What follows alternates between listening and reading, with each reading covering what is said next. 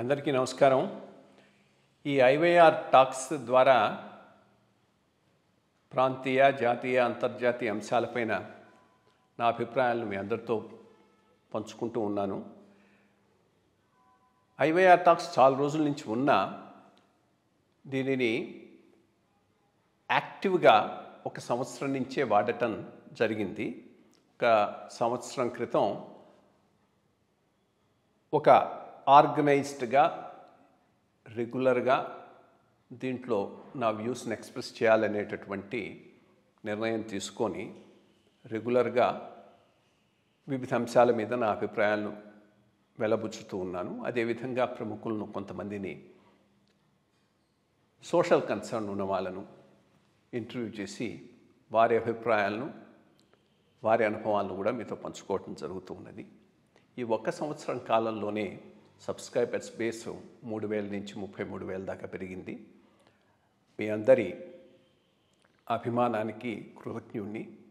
ఇదే రకంగా ఈ ఐవైఆర్ టాక్స్ని మీరు ఆదరిస్తారని, సబ్స్క్రైబ్ చేస్తారని ఆశిస్తూ ఉన్నాను. Thank you. మున్సిపల్ కార్పొరేషన్ హైదరాబాద్లో చేసిన తర్వాత చాలా ప్రధానమైనటువంటి డిపార్ట్మెంట్స్లో, రెవెన్యూ డిపార్ట్మెంట్లో, మున్సిపల్ అడ్మినిస్ట్రేషన్ డిపార్ట్మెంట్లో సెక్రటరీగా తమరు పనిచేశారు. బ్రీఫ్గా పీరియడ్లో ఏవైనా వర్త్వైల్ ఎక్స్పీరియన్సెస్ ఉంటే మీరు recollect చేసుకోగలిగినవి we can share.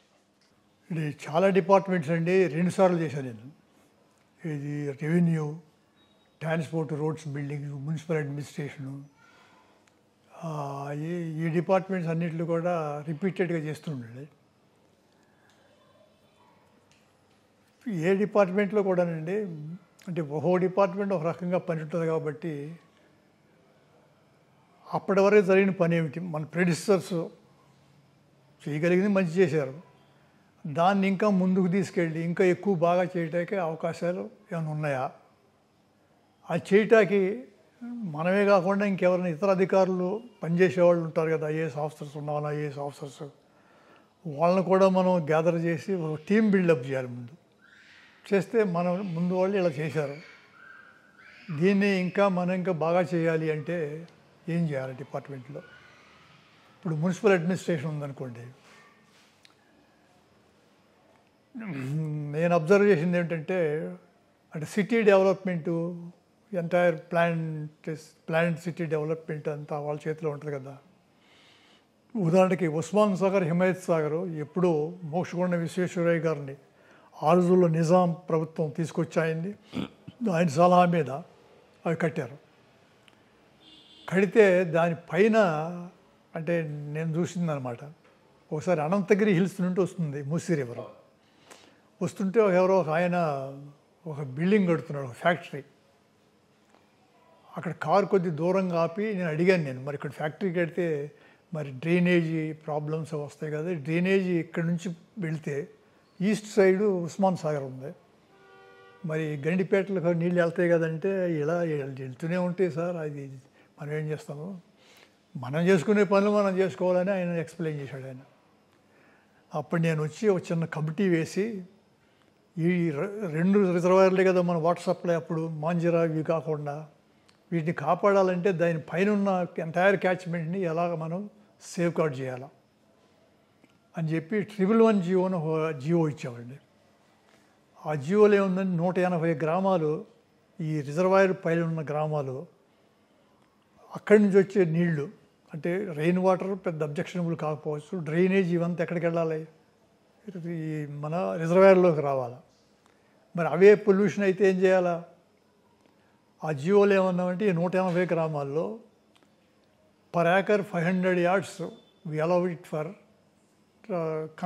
Construction purpose. Remaining ఏరియాలో హార్టికల్చర్ క్రాప్సే రైజ్ చేయాలి రైతులు. చేసినప్పుడు వాళ్ళ ఇన్కమ్ తగ్గుద్ది కాబట్టి వాళ్ళకు కొన్ని ఇన్సెంటివ్స్ ఇవ్వాలి మనం. తర్వాత ఈ గ్రామాల్లో వచ్చే డ్రైనేజీ ఇప్పుడు ఎలా వెళుతుందో లెక్కలు వేసి ఆ డ్రైనేజీ మన వాటర్ సప్లై ప్రాజెక్టులో రాకుండా చూసేటట్టుగా మనం వర్కౌట్ చేయాలి. తర్వాత రిజర్వాయర్ చుట్టూ మాకు రోడ్డు వేసి మనం ఆ రోడ్డుకి ఫెన్సింగ్ వేసి, మిలిటరీ వాళ్ళు వేసుకున్నట్టుగా ఫెన్సింగ్ వేసి అక్కడక్కడ సెక్యూరిటీ వాళ్ళని పెడితే సేఫ్ గార్డ్ చేయటం ప్రాజెక్టుల్ని ఆ 180 గ్రామాలకు రెసిడెంట్స్ కూడా ఫార్మర్స్ వాళ్ళు అబ్జెక్షన్ చేయకుండా వాళ్ళకి ఇన్సెంటివ్స్ ఇచ్చి వాళ్ళు చిన్న చిన్న హౌసెస్ కట్టి ఉండొచ్చు అని చెప్పి జీవో ఇచ్చాం. ఆ జీవో ఏమైందనేది ఇప్పుడు ఎవరు మాట్లాడలేదు. ఇప్పుడు ఏం జరగబోతుంటే రాబోయే టైంలో, అంటే కొంతకాలం క్రితం పేపర్లో చూశాను ఒక statement by one senior officer, ఈ 2 రిజర్వాయర్లు క్లోజ్ చేస్తే 1,00,000 ఎకరాల భూమి మనకి డెవలప్మెంట్ దొరుకుతుందని స్టేట్మెంట్ ఇచ్చాడు ఆయన ఆ డిపార్ట్మెంట్లో పనిచేస్తే అలా స్టేట్మెంట్ ఇస్తే మరి ఎప్పటికైనా ఇది ప్రమాదం ఉంది కదా. అది అలా మున్సిపల్ అడ్మినిస్ట్రేషన్లో ఇప్పుడు హై రైజ్ బిల్డింగ్స్ ఉన్నాయి. ఉదాహరణకి నేనున్న రోజుల్లో ఏంటంటే 1+4 5 ఫ్లోర్స్ దాటి ఏ బిల్డింగ్ కట్టొద్దు. ప్రస్తుతం ఇక్కడ అర్త్క్వేక్ జోన్ కాదు, ఇది ప్రమాదం ఏమీ లేదు అనుకోవచ్చు. అర్త్క్వేక్ జోన్ కాదని చెప్పి మనం చెరువులన్నీ పూర్తి చేసేసి ఒక సైడ్ మల్టీ స్టోరీ బిల్డింగ్లు కడితే ట్రాఫిక్ ఏమవుద్ది. ఈ వెయిట్ పెరగడం వల్ల భవిష్యత్తులో ఎన్వైరన్మెంట్ మొత్తం మారిపోయేటప్పటికీ ఏ ప్రమాదం జరగబోద్ది. తర్వాత ఎన్ని వెహికల్స్ ఈ బిల్డింగ్స్ నుంచి బయటకు వస్తాయి, బయటకు వచ్చి లోపలికి వెళ్ళాలా. ఈ ప్రాబ్లమ్స్ అని దృష్టిలో పెట్టి 1+5 అన్నాం. ఇప్పుడు స్లమ్ ఏరియాస్ ఉన్నాయి. ఉదాహరణకి స్లమ్ ఏరియాస్ అని 1+3 వేసామనుకోండి, చేసి సోలార్ పవర్ ద్వారా మనం పవర్ సప్లై చేసి లిఫ్ట్ లేకపోయినా మనిషి లెక్కొచ్చు. సో అన్ని స్లమ్స్ కూడా మంచి ఇల్లు అవుతాయి కదా. అలాగే middle class, lower middle class కూడా 1+5, ఇప్పుడు ఈ ఫ్లోర్స్ ఉన్నాయి 1+5 ఇది ఇక్కడ. అలా కాకుండా రియల్ ఎస్టేట్ వాళ్ళ దృష్టిలో మనం ఆలోచన చేసి ఎక్కడో అమెరికా, జపాను ఇవి అవన్నీ చూసి ఆ పద్ధతిలో మనం వెళ్ళాలనుకుంటే మరి భవిష్యత్తులో ఏం జరగబోతుంది. రియల్ ఎస్టేట్ వాళ్ళు లాభం ఉండొచ్చు, డబ్బు ఉన్నవాళ్ళు, బ్లాక్ మనీ ఉన్నవాళ్ళు, పెద్దవాళ్ళు అవి కొని పెద్ద పెద్ద బిల్డింగ్స్లో ఉండొచ్చు వాళ్ళు. కానీ మన ఎన్వైరన్మెంటు, మన సిటీ డెవలప్మెంట్ అంతా కూడా కొన్ని ప్రాబ్లమ్స్లో పడే అవకాశాలు ఉన్నాయి. అవి దృష్టిలో పెట్టుకోకుండా మనం ఎక్కడో అమెరికా అంటే అమెరికాలో కూడా పేదరికం ఉంది. బ్లాక్స్ ఉన్నారు, కలర్డ్ పీపుల్ ఉన్నారు, ఇమిగ్రెంట్స్ ఉన్నారు, పేదవాళ్ళు ఉన్నారు, అక్కడ ఉన్నవాళ్ళు ఉన్నారు వాళ్ళు. కాబట్టి అవన్నీ దృష్టిలో పెట్టుకోకుండా మనం ప్లాన్ చేస్తే కొన్ని ప్రాబ్లమ్స్లో పడతాం మనది. అది మున్సిపల్ అడ్మినిస్ట్రేషన్లో నేను అబ్జర్వ్ చేసింది. రెవెన్యూ ఏమిటంటే గవర్నమెంట్ ల్యాండ్స్ కాపాడాలి ముందు. ఇప్పుడు ఎండోమెంట్ డిపార్ట్మెంట్, ఉదాహరణకి ఎండోమెంట్ డిపార్ట్మెంట్ కూడా నా దగ్గర ఉండేది. ఈ ఆస్తులు పూర్వకాలంలో ఎవరో ఆ ఎండోమెంట్ చేసిన వాళ్ళు, ఆ టెంపుల్స్ కట్టిన వాళ్ళే మళ్ళీ వీటిని దానం చేశారు వాళ్ళు. ఇవాళ పేపర్లోనో నిన్న పేపర్లోనూ చూసాము. ఇప్పుడు భద్రాచలం టెంపుల్కి 900 ఎకరాలు సుమారుగా ల్యాండ్ ఉంది, ఎవరో దానం చేసింది. అది ప్రస్తుతం ఆంధ్రప్రదేశ్ ఏరియాలో ఉంది. ఆంధ్రప్రదేశ్లో ఏరియా ఉంది కాబట్టి ఇక్కడ ఏం చేయరని చెప్పి వాళ్ళు ఏదో బిల్డింగ్స్ కట్టకపోతే అక్కడ executive officer lady physically she was assaulted. ఇప్పుడు ఆంధ్రాలో ఉందా లేకపోతే అమెరికాలో ఉందా అనే ఇష్యూ కాదు. అది ల్యాండ్ బిలాంగ్ టు భద్రాద్రిలో రాముడు ఉన్నాడని, రాముడు అక్కడ క్యాంప్ చేశాడని, along with his wife Sita and also Hanuman. అక్కడి నుంచే శ్రీలంక బయలుదేరాడని మనం అంటున్నాం, ఇది మన మైథాలజీ ప్రకారం.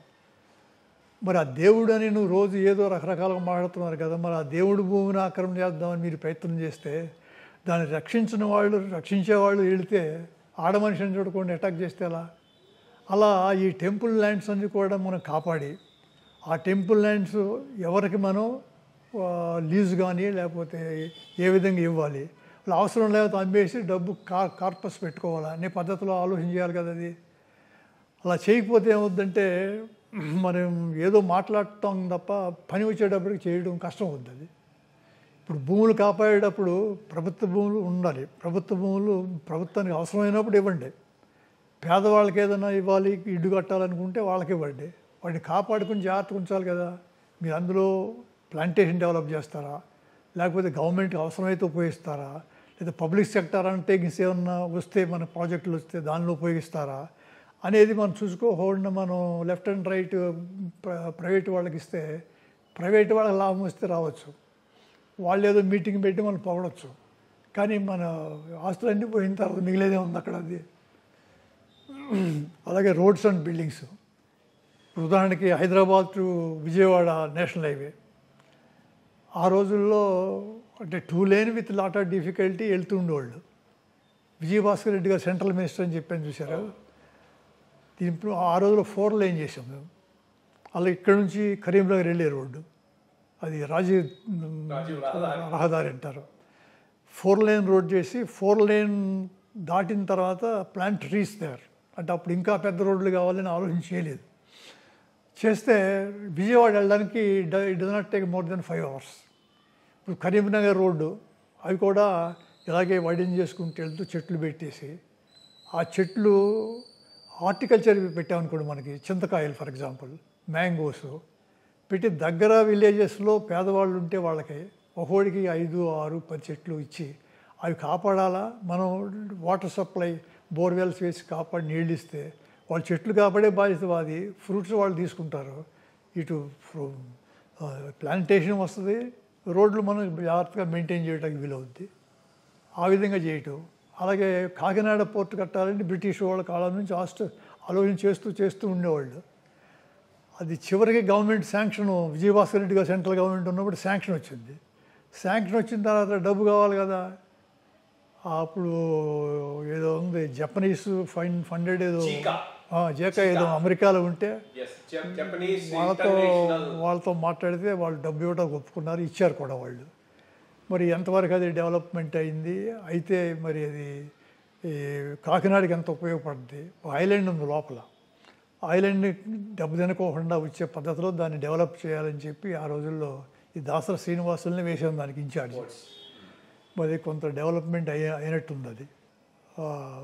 సో బిల్డింగ్స్ ఉదాహరణకి హెల్త్ డిపార్ట్మెంట్ కూడా చేసి నేను హెల్త్ డిపార్ట్మెంట్లో మెడికల్ కాలేజ్ కానీ, మెడికల్ పెద్ద హాస్పిటల్స్ కానీ, చిన్న ఇన్స్టిట్యూషన్స్ కానీ ఏదన్నా అభివృద్ధి చేయాలంటే వాళ్ళ బడ్జెట్ ఉన్న బడ్జెట్ని పంచాయతీరాజ్, రూరల్ ఏరియాస్లో పంచాయతీరాజు, సెమీ అర్బన్ ఏరియాస్లో అయితేనే R&B డిపార్ట్మెంట్ డబ్బు ఇచ్చేవాళ్ళు. వీళ్ళు డబ్బు ఇస్తే వాళ్ళు ఏం చేసేవాళ్ళండి, వాళ్ళ బిల్స్ అవన్నీ పే చేసుకుని ఈ డబ్బు అకౌంటే చెప్పేవాళ్ళు కాదు వాళ్ళు. అప్పుడు నేను ఒక డాక్టర్స్తో వాళ్ళతో మాట్లాడితే వాళ్ళు ఏం చెప్పారంటే, వాళ్ళకి ఎలా అయితే ఇంజనీరింగ్ డిపార్ట్మెంట్ ఉందో R&Bకి, పంచాయతీరాజ్కి ఉందో, అలాగే ఈ మెడికల్ ఇన్స్టిట్యూషన్స్ కూడా ఇంజనీరింగ్ వింగ్ క్రియేట్ చేసి మీ బడ్జెట్ని మీరు ఉపయోగించుకోండి. అది ప్రైమరీ హెల్త్ సెంటరా లేదా ఉస్మానియా హాస్పిటలా, అప్పుడు చేయడానికి బాగుంటుందని చెప్తే ఇంజనీరింగ్ డిపార్ట్మెంటు క్రియేట్ చేయాలనేది, మరి అది ఫైనాన్స్ వాళ్ళు చూసి చాలా ఇబ్బందులు పెడతారు వాళ్ళు. ఆ రోజున జనరల్లీ నేను అబ్జర్వ్ చేసింది ఏంటంటే, ఫైనాన్స్ డిపార్ట్మెంట్ కూడా ఎవరు ఫైనాన్స్ సెక్రటరీ అయినా నా దగ్గర నుంచి కానీ ఫైల్ వెళితే బడ్జెట్ డబ్బున్నా లేకపోయినా finance secretary use to cooperate with me, వాళ్ళు సంతకాలు పెట్టేవాళ్ళు. Department create చేసేసామండి. R&Bని మోడల్గా తీసుకుని అన్నీ క్రియేట్ చేసాం. Medical engineering department first project మేము ఆలోచన చేసింది ఏంటంటే, అప్పటికి ముషీరాబాద్ జైలు ఉండేదండి. జైలు షిఫ్ట్ చేసి ఊరు బయట ఎక్కడో పెట్టారు, చర్లపల్లి అనే చోట పెట్టారు. టూరిజం డిపార్ట్మెంట్ వాళ్ళు ఏం చేశారు, టూరిజం అనే పేరు మీద హోటల్స్ అని, మోటల్స్ అని రకరకాల వాళ్ళకి ఇవ్వడానికి ప్రపోజల్స్ పట్టుకొచ్చారు. ఒక సెక్రటరీ, ఆ సెక్రటరీ దగ్గర నుండి జాయింట్ సెక్రటరీ నా దగ్గరికి వచ్చారు. మీరు చూపించారు కదా మీ proposal, let me understand this అని చెప్పి ఈ లోపల నేను ఫైల్ సర్క్యులేట్ చేసి, ఇది జైల్ ల్యాండ్, ఇది అంటే government land. Old Gandhi hospital British వాళ్ళ టైంలో మొదలుపెట్టి కట్టి ఈ building after building, so many buildings, nobody knows where this hospital is. దీనిలో హాస్పిటల్ కట్టాలా. అప్పుడు హోమ్ మినిస్టర్, జైల్స్ ఉండే కదా, దేవేంద్ర గౌడ్ గారు హోమ్ మినిస్టర్. నేను ఫైల్ తీసుకెళ్ళి ఆయన దగ్గర, అయ్యా మీరు సంతకం పెడితే మిగిలిన నేను చూసుకుంటానంటే ఆయన సంతకం పెట్టి, నేను గాంధీ హాస్పిటల్లోనే పుట్టాను అన్నాడు ఆయన. అప్పుడు మినిస్టర్ నాగం జనార్దన్ రెడ్డి గారు మాకు హెల్త్ మినిస్టర్. ఆయన నాగర్ కర్నూలు మనిషి, ఆయనకు హాస్పిటల్ ఉంది అక్కడ, ప్రైవేట్ హాస్పిటల్. వారంలో 2-3 రోజులు అక్కడికి వెళ్తుండాడు. ఆయన ఉన్నాడో లేడు చూసుకుని వాళ్ళు పిఏకి చెప్పి ఇలా ఫైల్ చేస్తున్నారు, ఫైల్ పంపిస్తాము, వచ్చిన తర్వాత సంతకం పెట్టాలి. సంతకం పెట్టి సీఎంకి వెళ్ళకుండా చూసి ఫైల్ ఆర్డర్ ఇచ్చేసామండి. Chief engineer health, medical and health ఉన్నాడు కదా, ఆయన పిలిచి నేను చెప్పాను, షార్ట్ టెండర్స్ చిన్న చిన్న వర్క్స్, కాంపౌండ్ వాల్ కట్టాలా, మన గ్రిల్ కట్టాలి, ఇవి అటు ఉంటాయి కదా, అటువంటి వర్క్ స్టార్ట్ చేసేయండి మీరు.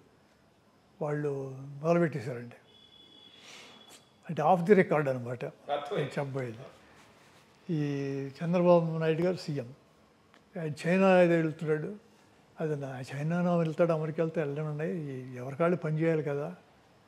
అక్కడ బోర్డు మీద ఆయన చైనా వెళ్ళే ముందు ఇది ఫౌండేషన్ వేసి వెళ్తాడంటారు.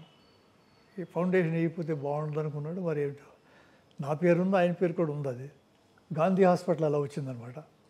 ఇది ఓల్డ్ బిల్డింగ్స్ అని తీసేసి కమ్ లైక్ దట్. తర్వాత ఇంకే ప్రాబ్లమ్స్ ఉంటే వాళ్ళు సాల్వ్ చేసుకుంటుంటారు.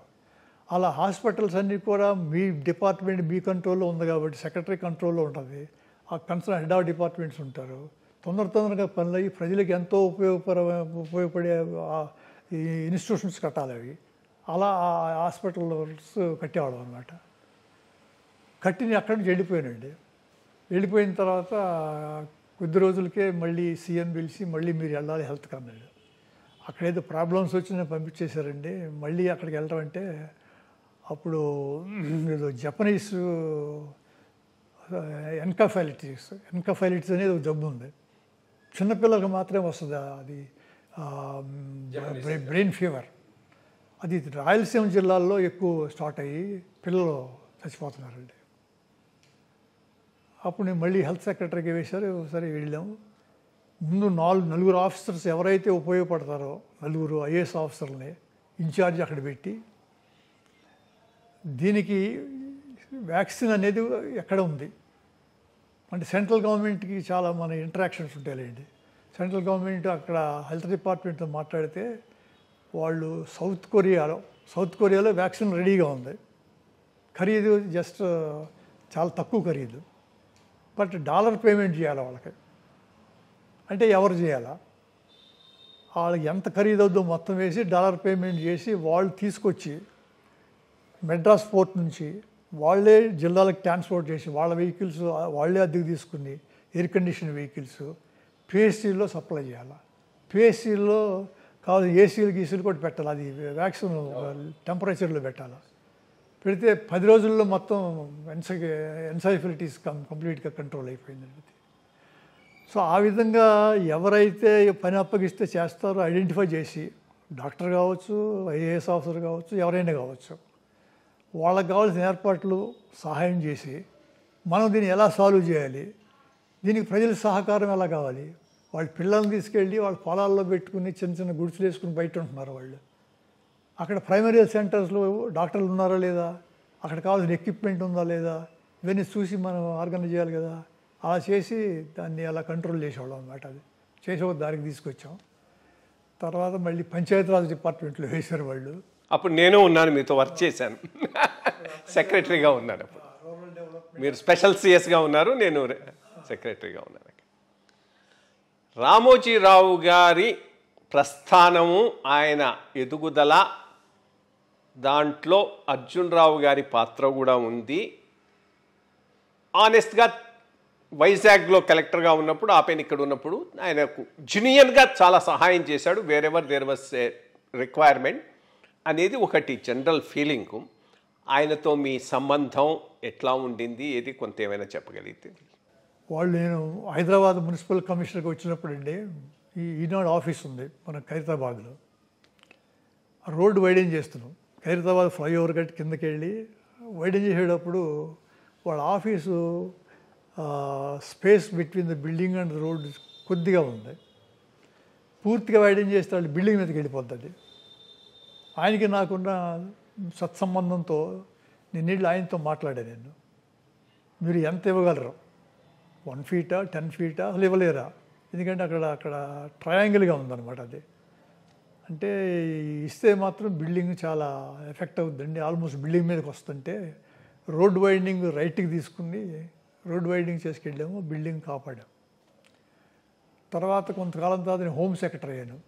అప్పుడు భాస్కర్ రావు గారు 1 month సీఎం చేశారు. అప్పుడు కొంతమంది రామోజీరావు గారికి ఏదో ఇన్ఫర్మేషన్ ఇచ్చారు.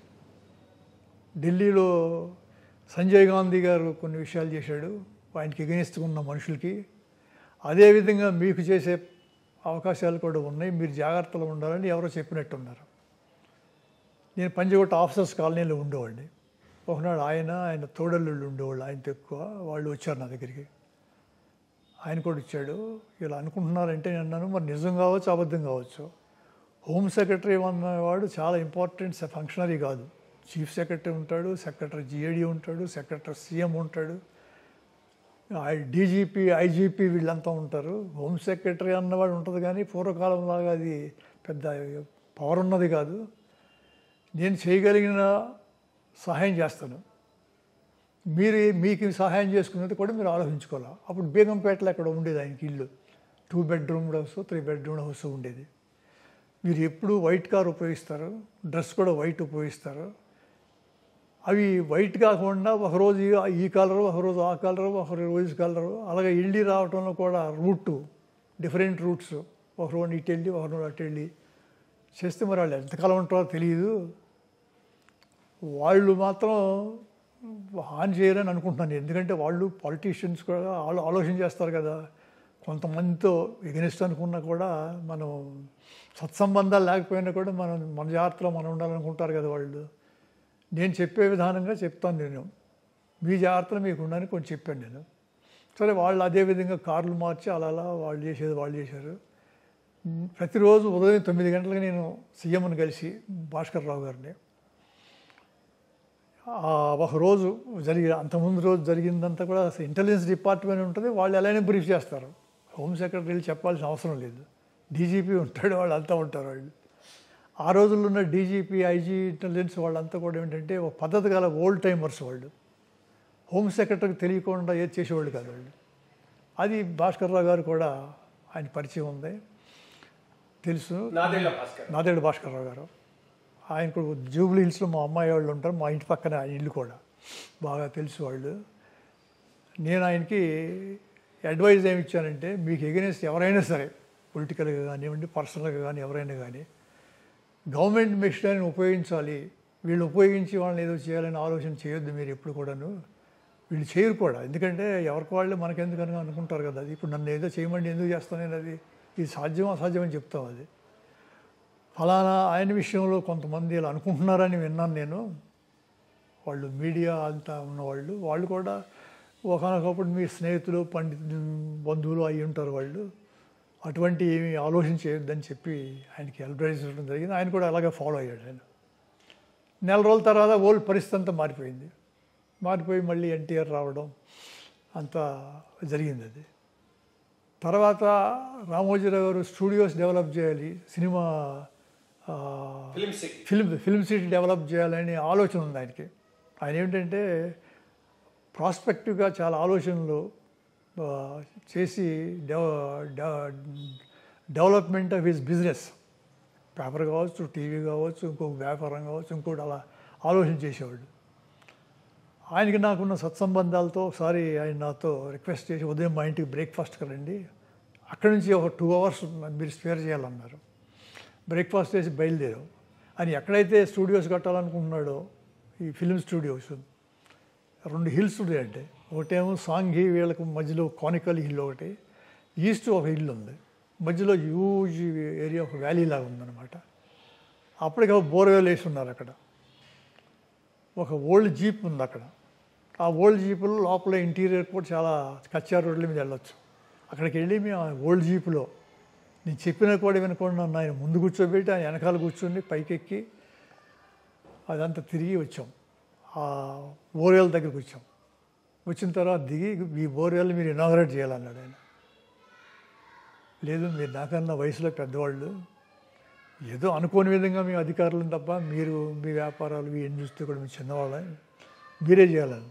అది కాదు, ఇది మా ఆలోచించి చేసిన నిర్ణయం ఇది అన్నాడు ఆయన. అప్పుడు నేను ఫస్ట్ నీళ్లు కొట్టాను. అలా మా ఇద్దరికి చాలా సత్సంబంధాలు ఉండేవి. తర్వాత స్లోగా ఏమవుతుందంటే, వాళ్ళ వ్యాపారాలు వాళ్ళు చేసుకుంటారు, మన ఉద్యోగాలు మనం చేసుకుంటాం. ఈ లోపల మనం రిటైర్ అయిపోయి ఇంటికి వచ్చేసాము. తర్వాత నేను ఎప్పుడు మళ్ళీ రిటైర్ అయిన తర్వాత రాజకీయ నాయకులు కానీ ప్రైవేట్ వ్యక్తులకు దగ్గరికి వెళ్ళడం లేదు. ఎవరైనా ఎప్పుడైనా పిలిస్తే కూడా, ఏదన్నా మ్యారేజ్ అనో అదని ఇదని పిలిస్తే, ఏదో ఆరోగ్యం అంత బాగోలేదండి, బయటికి పెద్దగా వెళ్ళడం లేదు. ఈసారి ఏదన్నా ఉంటే చెప్పండి, కాలు ఏదో ప్రాబ్లం ఉందని ఏదో చెప్పి తప్పించుకుంటుంటాను నేను. ఎక్కడో మనం హైటెక్ సిటీ, డవాటెల్ వీటికి వెళ్ళాలంటే మన టైము ఇదంతా ఎందుకని దూరంగా ఉంటుంటాను నేను. అలా నేను చేయగలిగిన సహాయం నేను చేస్తుండేవాడిని. ఆయన అదృష్టం కూడా కలిసి వచ్చింది. వాళ్ళ బిడ్డలు వాళ్ళు కూడా బాగా కష్టపడి పని చేసుకుని వాళ్ళు ముందుకు వెళ్ళారు. వాళ్ళు ఆయనకి ఎలా చేశాను, ఆయన తోడల్లుడికి కూడా నేను అలాగే చేశాను. చిత్తూరు జాయింట్ కలెక్టర్గా ఉన్నప్పుడు ఆయన ఏదో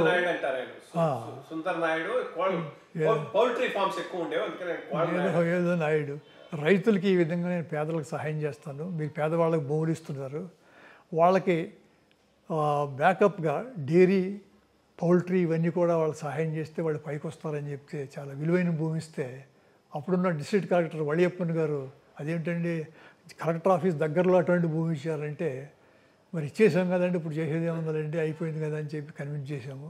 తర్వాత వాళ్ళ అమ్మాయినే వీళ్ళ కోడలుగా పెద్ద కోడలుగా చేసుకున్నారు వాళ్ళు. అలా పరిచయం ఉండి తర్వాత వాళ్ళ పని వాళ్ళది మన పని మనది. మీరు చీఫ్ సెక్రటరీ కావాల్సిన వాళ్ళు అంటే దట్ మీన్ బేస్డ్ అపాన్ మీరు చేసినటువంటి వర్క్ ఎవ్రీథింగ్ సిసిఎల్ఏగా కూడా ఉన్నారు. నార్మల్ కన్వెన్షన్ ఏంటంటే సిసిఎల్ఏగా ఉన్నవారు సిఎస్ అవుతాడనేది ఒక కన్వెన్షన్ పాటించాలని ఎక్కడా లేదనుకోండి. అది మీరు మిస్ అయినారు. దానికి అంత బ్యాక్గ్రౌండ్ ఏమైనా ఉండిందా? Finally I think voluntary retirement తీసుకొని సర్వీస్ నుంచి బయటకు వచ్చేసారనుకుంటాను. కాస్త అప్పుడు వాట్ వాస్ ది బ్యాక్గ్రౌండ్ కొంత ఎక్స్ప్లెయిన్ చేయగలిగితే. నన్ను సిసిఎల్ఏ చేసినప్పుడేనండి చాలామంది కంగ్రాచులేట్ చేశారు నన్ను. ఏంటి ఎందుకంటే కంగ్రాచులేట్ చేస్తున్నారు, సిసిఎల్ఏ అంటే హెడ్ ఆఫ్ డిపార్ట్మెంట్ కదా, రెవెన్యూ డిపార్ట్మెంట్ చేసాం అక్కడ వెళ్తున్నామంటే కాదు ఆటోమేటిక్గా మీరు చీఫ్ సెక్రటరీ అవుతారన్నారు. చీఫ్ సెక్రటరీ అన్నది గవర్నమెంట్ యొక్క డిస్క్రిషనరీ ఇష్యూ, ఎవరిని చీఫ్ సెక్రటరీ చేస్తారు. బ్యాచ్లో ఉన్న వాళ్ళని నంబర్ 1 చేయొచ్చు, నంబర్ 2 చేయొచ్చు, నంబర్ 3 చేయొచ్చు. అది గవర్నమెంట్ యొక్క నిర్ణయం. గవర్నమెంట్ వాళ్ళ పాలసీలు ఏవి ఇంప్లిమెంట్ చేయాలనుకుంటున్నారో అది దృష్టిలో పెట్టుకుని వాళ్ళు ఎవరినైనా సెలెక్ట్ చేసుకోవచ్చు. నంబర్ 1 చేయాలని లేదు. అలాగే సెంట్రల్లో క్యాబినెట్ సెక్రటరీ ఆఫ్ ఇండియా కూడా అంతే. కాబట్టి నన్ను చీఫ్ సెక్రటరీ చేస్తారా లేదా అనేది వాళ్ళ ఇష్టం. నేను వెళ్ళి మాత్రం ఎప్పుడు ఎవరిని కూడా ఏ పోస్ట్లో కూడా నేను ఎవరిని రిక్వెస్ట్ చేసింది లేదు. సీఎంల దగ్గర నేను పనిచేసిన వాళ్ళలో రైట్ అప్ టు అంజయ్ గారు టు ఎన్టీఆర్ టు విజయభాస్కర్ రెడ్డి గారు, తర్వాత ఎన్టీఆర్ వచ్చారు. అలా ఎవరితో నేను కలవలేదు. ఒకవేళ నాకన్నా సీనియర్ని కానీ జూనియర్ని కానీ చీఫ్ సెక్రటరీ చేస్తే జూనియర్ దగ్గర సిసిఎల్ఏ హెడ్ ఆఫ్ డిపార్ట్మెంట్ పనిచేయటం ఇది పద్ధతి కాదు. అది I may go on voluntary retirement నా పెన్షనరీ బెనిఫిట్స్ నాకు వస్తాయి. అప్పుడు ఎవరినో వేశారు, ఆయన వచ్చి చెప్పాడు ఇలా వేశారండి అని చెప్తే అలాగే అన్నాం. ఆయనకి వెంటనే ఛార్జ్ ఇచ్చేసేసి అప్పుడు ఇంకొక చిన్న విషయం జరిగింది. మా డిపార్ట్మెంట్లో సర్వే సెటిల్మెంట్ అని ఇంకే రకరకాల డిపార్ట్మెంట్లు ఉన్నాయి, ఏది సిసిఎల్ఏ కంట్రోల్లో ఉండేవి. వాళ్ళకి అందరూ కూడా ఓల్డ్ వెహికల్స్. ఏదైనా మీటింగ్ సిసిఎల్ ఆఫీసులో పెడితే నాంపల్లి ఏరియాలో ఒక్కోసారి లేట్గా వచ్చేవాళ్ళు. ఒకళ్ళు ఏమైనా ఇంత లేట్గా వచ్చామంటే కారు ఇలా అయింది అలా అయిన వాళ్ళు. మా పిఎని పిలిచి అడిగాను ఎన్ని కార్లు ఉన్నాయి అసలు మన హెడ్స్ ఆఫ్ డిపార్ట్మెంట్స్కి, ఇన్ని దాని ఏజ్ ఎంత, ఇది 7 కార్లు ఒకే రోజున కొన్నామండి. హెడ్స్ ఆఫ్ డిపార్ట్మెంట్స్ 6గురికి వాళ్ళకి ఇచ్చేసేసి ఒకటి నేను ఉపయోగించుకోవాలనుకుంటున్నాను. ఈ లోపల చీఫ్ సెక్రటరీ మార్పు వచ్చింది. నేను సెకండ్ హ్యాండ్ కార్లోనే హ్యాండ్ ఓవర్ చేసేసి ఇంటికి వచ్చేసాను. మళ్ళీ ఆ ఏరియాకి వెళ్ళాను నేను. ఆ రోజుల్లో సిసిఎల్ ఆఫీస్ కూడా వెరీ ఓల్డ్ ఆఫీస్ అండి ఒకనొకప్పుడు. నేను అక్కడ పనిచేశాను, సిసిఎల్ఏగా చేశాను ఆఫ్టర్ యూ. అదే old building, Nizam time building నాంపల్లిలో ఉంది, హెరిటేజ్ బిల్డింగ్ యాక్చువల్లీ. ఆ బిల్డింగు నేను ఒక ఎస్టిమేట్స్ తయారు చేసి ఓల్డ్ బిల్డింగ్ రిపేర్ చేయడం ఒకటి, ఒక న్యూ బిల్డింగ్ కట్టడం ఒకటి ఎక్స్ట్రా స్టాఫ్కి. నేను వచ్చేటప్పుడు పూర్తయింది. అప్పుడు కమిషనర్ రిలీఫ్ అన్నవాడు ఒక రూమ్ ఇచ్చేవాళ్ళు ఆయనకి. ఆ రిలీఫ్ కమిషనర్ ఒక రూమ్లోనే ఉండేవాడు. నేను ఒకప్పుడు రిలీఫ్ కమిషనర్ చేశాను నేను. ఏమయ్యా రికార్డు అంటే మనుషులు లేరు, అక్కడ రికార్డు లేదు. అప్పుడు నేను సెక్రటేరియట్ ఎవరు కట్టారో మరి ప్లాను, హ్యూజ్ వెడల్పైన వరండాస్ ఏది సెక్రటేరియట్లో. ఒక ఉదయం 7 గంటలకు వచ్చేసేసి మా దగ్గర ఉన్న ఆఫీసర్లందరినీ ఈ వరండా 2-3 వరండాస్ ఆక్యుపై చేసేసి మీరు ఈ పెళ్ళిళ్ళకి మనకి అద్దెకిచ్చేవాళ్ళు ఉంటారు కదా, హామీయానా ఇచ్చేవాళ్ళు, వాళ్ళ దగ్గర అద్దెకి తీసుకుని రోజుకింత అని చెప్పి మన దగ్గర పనిచేసే వాళ్ళందరికీ 3 పూటలు ఇక్కడే భోజనం ఏర్పాటు చేసేటట్టుగా పెట్టి మనం ఈ రిలీఫ్ వ్యవహారం అంతా ఇక్కడి నుంచి హ్యాండిల్ చేయాలి మనం. తర్వాత రెండో రోజున అక్కడ పనిచేసే ఆఫీసర్లు వస్తారు కదా, చూసి ఇక్కడ ఏదో షామియానాలు వేసి సెక్రటేరియట్ వేసి ఉంటారని చెప్పి కొంతమంది ఇదే అవకాశం వెళ్ళిపోయిన వాళ్ళు ఉన్నారు. కొంతమంది ఏమో తర్వాత చూసుకుందామని వెళ్ళిపోయిన వాళ్ళు కొంతమంది ఉన్నారు. మొత్తానికి మా పని అయిపోయే 10-15 రోజుల వరకు ఎవరు మమ్మల్ని ఇబ్బంది పెట్టలేదండి. ఎవరో ఒకళ్ళు మాత్రం ఒక రెవెన్యూ సెక్రటరీ రూమ్ ఆక్యుపై చేసే ఒక లేడీ ఉండేది, ఒక ఆమె పేరు మర్చిపోయాను నేను. ఒకనాడు ఆమె వచ్చి, సార్ ఆమె కూడా ఏదో సమ్ రీహాబిలిటేషన్ డిపార్ట్మెంట్ ఏదో వేశారు అవన్నీ, మీరు anti room of some officer దానిలో మీరు ఉపయోగిస్తున్నారు, మధ్యాహ్నం నాకు మెడిటేషన్ చేయడం మీద అలవాటు ఉంది, వెళ్ళి అక్కడ మెడిటేషన్ చేసుకుని వచ్చేసేవాడిని, నా రూమ్ మీరు ఆక్యుపై చేయండి, ఆ చిన్న రూమ్ ఎప్పుడైనా కావాలంటే వచ్చి 10 నిమిషాలు కూర్చుని మీతో మాట్లాడి వెళ్ళిపోతానని చెప్పింది. అలా ప్రతి వాళ్ళు సపోర్ట్ ఎక్స్టెండ్ చేయటం వల్ల అక్కడ నుండి మేము ఆ రిలీఫ్ 1990 అండి ఆల్మోస్ట్. అప్పుడు విపి సింగ్ గారు prime minister of India, Chenna Reddy గారు సీఎం. చెన్నారెడ్డి గారు ఏమిటంటే ఆయనకి అప్పటికే కిడ్నీ ప్రాబ్లం ఏదో వచ్చి కళ్ళు కూడా కనపడిన పరిస్థితి, అమెరికా వెళ్ళి ఆపరేషన్ చేసుకోవాలని నిర్ణయం కూడా అయిపోయింది. ఒకనాడు నేను వాళ్ళ ఆఫీస్కి వెళ్ళి ఆయన కలవాలంటే వాళ్ళు లేరు సార్ ఎయిర్పోర్ట్కి వెళ్ళబోతున్నారు అన్నారు. ఒక 2 నిమిషాలు మాట్లాడతామంటే అలా అటెండర్ ఒకడు ఉన్నాడు, అతను ఒక మేసాలు అతను ఉండేవాడు, మీరు అలా నుంచోండి సార్ ఇక్కడ. ఆయన లేచి నుంచోగానే మినిస్టర్స్ అందరూ ఉన్నారు, రోసయ్య గారు వీళ్ళంతా ఉన్నారు అక్కడ, హాల్ అంతా నిండిపోయిందనమాట. ఆయన లేచి నుంచున్నాడంటే అర్థం టాయిలెట్స్కి వెళ్తాడు, నెమ్మదిగా నడిచి వచ్చి బయటకు వస్తాడు. ఆ సమయంలో నేను ఇది ఓపెన్ చేసేస్తాను.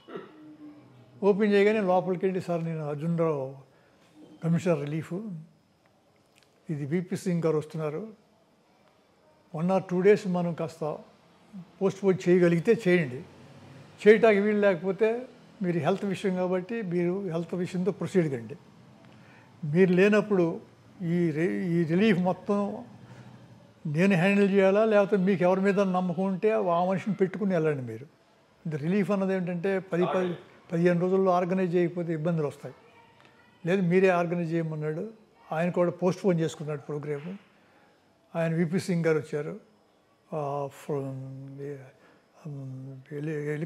స్పెషల్ ఫ్లైట్లో గన్నవరం వెళ్ళాం.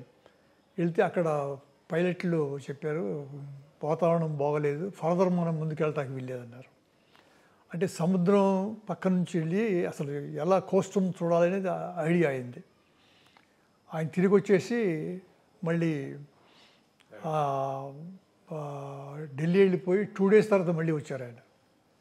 అప్పుడు వెళ్ళి గన్నవరం ఎయిర్పోర్ట్ దాకా వెళ్ళి అక్కడ వాళ్ళు ప్రజెంటేషన్ చేశారు, ఇక్కడ ఈ విధంగా అయింది సార్, కోస్టల్ అంతా దెబ్బతింది right up to Madras border. అక్కడ నుంచి తిరిగి వచ్చి రాజ్భవన్లో మీటింగ్ జరుగుద్ది నార్మల్గా. ఆయన మీటింగ్ ప్రెసైడ్ చేసి అందరినీ అడిగాడు ఏమిటి ప్రాబ్లమ్స్ అంటే, అసలు ఇదివరకు జరిగిన సైక్లోన్స్కి టైడల్ వేవ్స్ అటువంటి వాటికి ఒక 70-80 కోట్ల రూపాయలు గవర్నమెంట్ ఆఫ్ ఇండియా నుంచి రావాలి, మాకు రావాల్సిన డబ్బే అది, మేము పర్సూ చేసి మా వల్ల కాక ఆగిపోయాము. అది number 1. Number 2, world bank interest free loan ఇస్తారు ఇటువంటి ప్రమాదాలు వచ్చినప్పుడు. వాళ్ళని రిక్వెస్ట్ చేసి ఆ టీం వచ్చేటట్టు చేస్తే ఇంట్రెస్ట్ ఫ్రీ లోన్ ఒక 1000 crores లెవెల్లో ఇస్తే మీరు ఎందుకు అసలు ఈ సైక్లోన్లో ఇంత దెబ్బతింది, అక్కడ ఒక లేకు రకరకాల ఇవి ఉన్నాయి, అవన్నీ వైడెన్ చేసి పడ్డ నీరంతా వెంటనే సముద్రంలోకి వెళ్ళి ఏర్పాటుగా ఉన్నట్లయితే ఇంత ప్రమాదం జరిగేది కాదు. ఆయన 70-80 కోట్ల విషయం ఆయన ఏమన్నారంటే, మీ ఆఫీసర్ ఒకడండి, నేను బాంబే వెళ్తున్నాను, బాంబే టు ఢిల్లీ వెళ్తాను, దట్ ఆఫీసర్ మే అకాంపనీ మీ, ఇది within 2 hours యూఆర్ స్టార్టింగ్. ఆయన ఈ ఆఫీసర్ని తీసుకుని ఎవరినో పంపించాను నేను, బాంబే నుండి ఢిల్లీ వెళ్ళి ఇవ్వాల్సిన 70 కోట్లు ఇచ్చేశారు. అప్పటికి world bank team at Madras ఉంది, వాళ్ళు వేరే పని మీద వచ్చారు. వాళ్ళు they requested to visit Hyderabad. వాళ్ళు వెంటనే వచ్చి చూసి 1000 crores ఆర్డ్ గవర్నమెంట్ ఆఫ్ ఇండియా గ్యారంటీతో loan free, interest free loan ఇవ్వడం జరిగింది. సో అలా విపి సింగ్ గారు పెద్ద సహాయం చేశారు. ఇక్కడ నుంచి గన్నవరం వెళ్ళేటప్పుడు ఏమైంది, ఆయన మ్యాప్లో అవన్నీ ఇచ్చి ఎక్స్ప్లెయిన్ చేయబోతున్నాం. చెన్నారెడ్డి గారికి ఐ ప్రాబ్లం ఉండటం వల్ల ఆయన చెప్పలేకపోయాడు. ఆయన అర్జున్ మీరు ఎక్స్ప్లెయిన్ చేయండి అన్నాడు. నేను కుర్చీ పక్కకు లాక్కుని ఆయనకి ఎంత ఎక్స్ప్లెయిన్ చేశాను.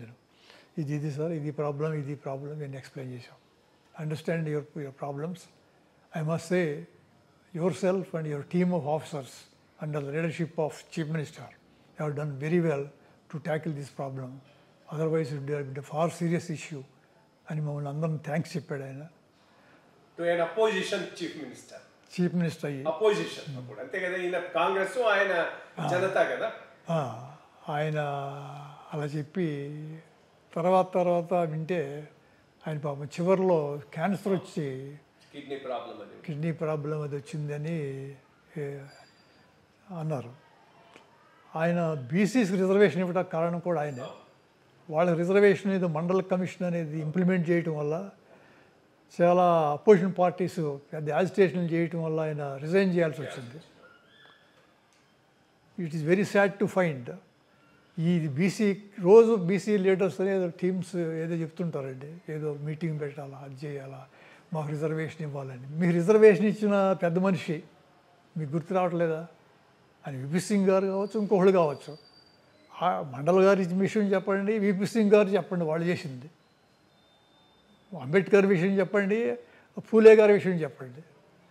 బట్ విపి సింగ్ గారి విషయం మాట్లాడిన బీసీ లీడరు నాకు ఎవరు కనపడలేదు. మీరు పర్సనల్ లైఫ్లో శోభానాయుడు గారిని కలవటం, ఆ ప్రస్థానం, ఆఫ్టర్ రిటైర్మెంట్ మీ యాక్టివిటీస్, వాటి గురించి కొంత ఏమైనా మాట్లాడగలిగితే.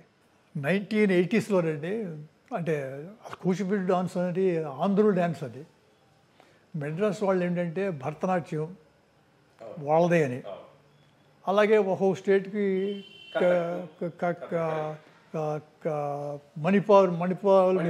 మణిపూరిది వాళ్ళు, ఒరియా వాళ్ళు అలాగే డాన్సులు రకరకాలు ఉన్నాయి.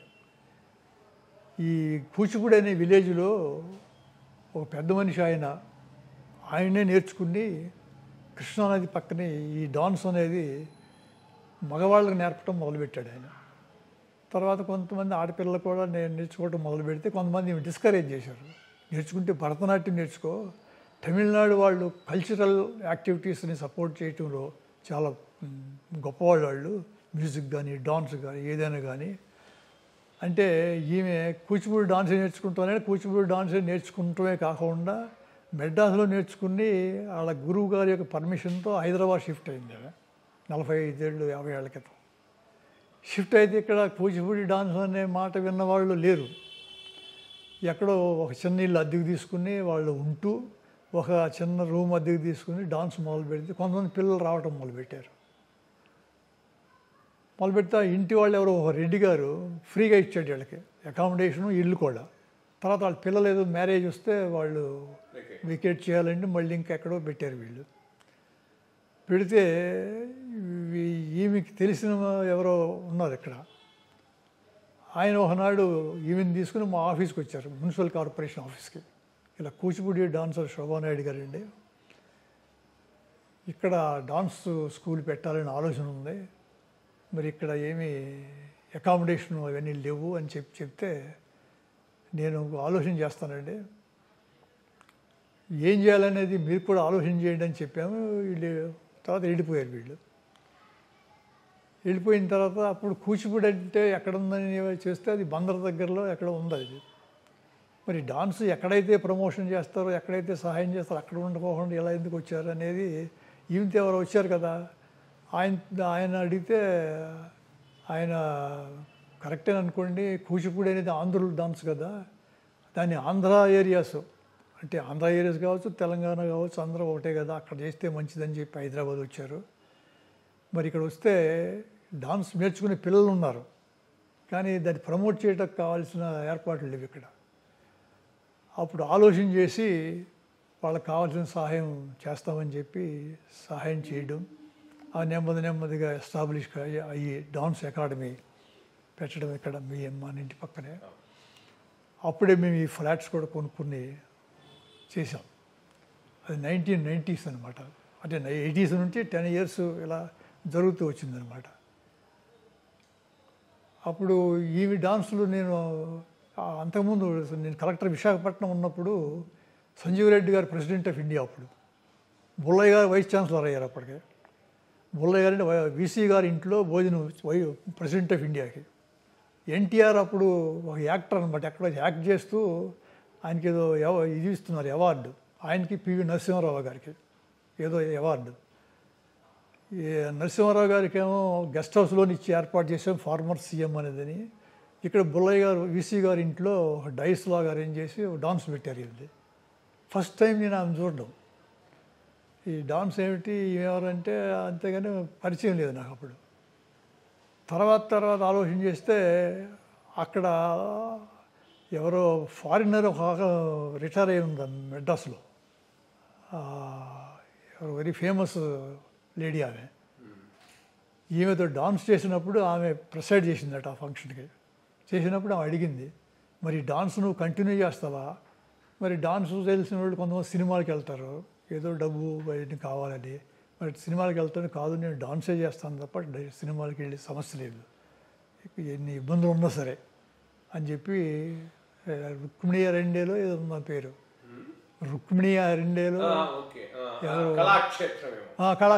కళాక్షేత్రం చీఫ్ ఆమె, అది కూడా చెప్పారు. చెప్తే ఆమెకి ఇవన్నీ చేయడంలో మా ఇద్దరికి బాగా పరిచయం పెరిగింది. పెరిగిన తర్వాత మరి కొంత ఆ రోజుల్లో గవర్నమెంట్ ఆఫ్ ఇండియా వాళ్ళు కొంత గ్రాంట్ ఇచ్చేవాళ్ళు. తర్వాత అక్కడ రూల్స్ చాలా కాంప్లికేట్ చేశారు వాళ్ళు ఇంటర్వ్యూ చేసి సెలెక్ట్ చేసిన వాళ్ళకే ఇస్తాము మేము గ్రాంటు, అప్లికేషన్స్ పంపిస్తేనే ఇవ్వమని పెట్టి 10 రోజులు మీరు ఢిల్లీలో ఉండడానికి ఏర్పాట్లు చేసుకుని రావాలని ఏదో ఇచ్చారు ఆర్డర్. దేశమంతా ఇండియా వాళ్ళలో ఉన్న ఆర్టిస్టులందరూ అక్కడికి వెళ్తే కొంతమంది చచ్చిపోయారు కూడా అక్కడ, ఓల్డ్ పీపుల్. నేను అన్నాను ఇక గ్రాంట్ వద్దు పాడు వద్దు వదిలేసేయమని చెప్పి మనం మేనేజ్ చేసుకుంటా ఉన్నాం. అప్పుడు 90sలో మేము మేనేజ్ చేసుకోవడం జరిగింది.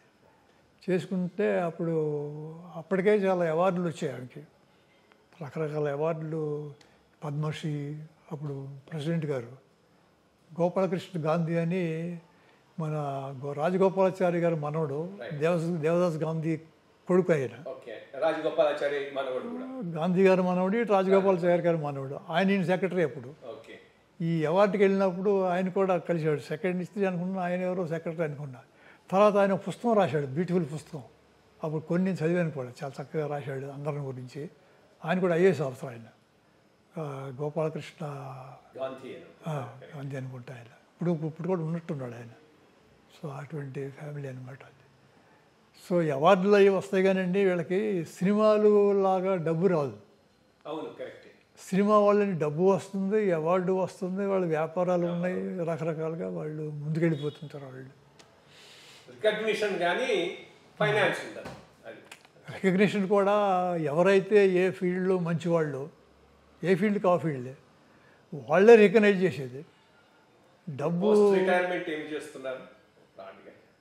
పోస్ట్ రిటైర్మెంట్ అంటే నాకు ఫిబ్రవరి ఇలా వచ్చేసాం అనుకోండి, 3 months ఒకసారి డాక్టర్స్, నాకు కార్డియాలజిస్టు, ఒక న్యూరో ఫిజిషియన్, ఒక లేడీ నాకు పరిచయం అనమాట. అపోలో హాస్పిటల్ వాళ్ళు. ఆయన కార్డియాలజిస్ట్ ఇప్పుడు కేర్ హాస్పిటల్కి వెళ్ళారు. వాళ్ళు చెప్పిన టైం మా అమ్మాయి ఫిక్స్ చేస్తుంది. అదే డాక్టర్ దగ్గరికి వెళ్తాము. ఈ 3 months లోపల నేను యోగా ప్రాక్టీస్ చేయడం అలవాటు నాకు. ఆ యోగా ఇది చేయడం, ఉదయం 4 o'clock లేవడం, నేను 6:30 కల్లా రెడీ అయ్యి వచ్చింది న్యూస్ పేపర్లు కొంటాను నేను. అవి చూసుకుని మరి 7 కల్లా లోపలికి వెళ్ళి స్నానం చేసుకుని మళ్ళీ 8:30, 9కి బ్రేక్ఫాస్ట్ చేసి అసలు రెస్ట్ తీసుకోవటం. అంటే ఈ ఫ్లాట్లో ఇంకొక రూమ్ అనమాట, ఈ సైడ్ మా అమ్మాయి ఉంటుంది. ఆ చివరి నేను ఉన్నప్పుడు చదువుకోవటం అవన్నీ చేయడం, 1 గంటకి కరెక్ట్గా భోజనం చేయడం, మళ్ళీ రెస్ట్ తీసుకోవటం. 5 o'clock వచ్చి యూట్యూబ్ చూస్తాను నేను. దానిలో మంచి మ్యూజిక్ వస్తా. ఒకసారి బుద్ధుడు, అంబేద్కర్ వీళ్ళ కొన్ని కొన్నే తెలుసు. మా అమ్మాయిను ఒక వాచ్మెన్ ఆయనకే తెలుసు, ఆన్ చేయటం నాకు తెలియదు. మీరు చెప్పేవరకే మీరు దానిలో ఉన్నారని నాకు తెలియదు. ఆ విధంగా టైం పాస్ అయిపోద్ది. సాయి శివరంజని, కరెక్టా సాయి శివరంజని, ఇన్ షార్ట్ అంజు అని కూడా అంటాం, ఆంజనేయుడి పేరు మీద. నా పేరు కట్టా సాయి శివరంజని. నేను శోభానాయుడు గారి ఇంకా అర్జునరావు గారి కుమార్తెని. నేను 4 ఏళ్ళు ఉన్నప్పటి నుంచి నేను కూచిపూడి నృత్యం నేర్చుకుంటున్నాను. సో ఇప్పుడు మా అమ్మగారు పోయిన తర్వాత అకాడమీని నేనే చూసుకుంటున్నాను. ఇప్పుడు ఆల్మోస్ట్ 70 to 80+ స్టూడెంట్స్ ఉన్నారు అకాడమీలో. దగ్గర 20 వరకు ఆన్లైన్ స్టూడెంట్స్ కూడా ఉన్నారు. సో 2 బ్యాచెస్ నడుపుతున్నాను అన్నమాట ఇప్పటి నుంచో. సో అమ్మ లెగసీని ఫార్వర్డ్ చేయాలి, ఒక మంచి పేరు ఆవిడకి అకాడమీకి తీసుకురావాలనేదే నా మెయిన్. అర్జునరావు గారు ఇప్పుడు 82 సంవత్సరాల యువకుడు. బికాజ్ ఇప్పుడు చూచారు కదా, ఇప్పుడు ఇది 2 గంటలు సాగింది and full mental faculty, everything intact. ఆయనకు భగవంతుడు ఆయురారోగ్యాలు, చక్కని జీవితం ప్రసాదించాలని ప్రార్థిస్తూ మన ఈనాటి ఐవైఆర్ టాక్స్లో వారి ఇంటర్వ్యూను ముగిస్తున్నాను. Thank you.